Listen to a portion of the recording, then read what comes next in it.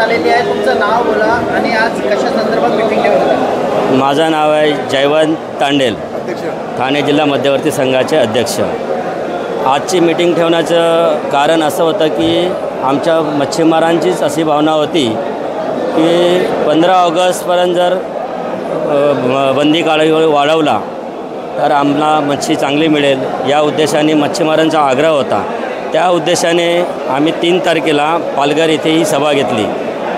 3 तारखेला सुद्धा सभेमध्ये उत्स्फूर्त असं मच्छीमार लोक आलेले, पदाधिकारी आले, बोट मालक आलेले। तिथे एकमताने असा निर्णय झाला की 1 ऑगस्टऐवजी 15 ऑगस्टपर्यंत जर बंदी कालावधी झाला तर मच्छीमारीसाठी चांगले दिवस येतील।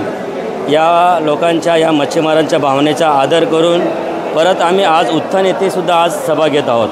पण उत्थानमध्ये पण आपण बघितलंच, उत्थानमध्ये सुद्धा लोकांचा उत्स्फूर्त असा प्रतिसाद मिळाला आहे।